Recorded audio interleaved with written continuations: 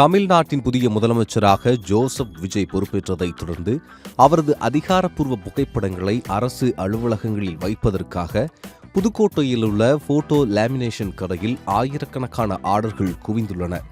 நாகை உள்ளிட்ட பல்வேறு மாவட்டங்களில் இருந்து ஆர்டர்கள் வருவதால் ஊழியர்கள் இரவு பகலாக பிரிண்ட் பிரேம் மற்றும் லேமினேஷன் பணியில் தீவிரமாக ஈடுபட்டு வருகின்றனர்.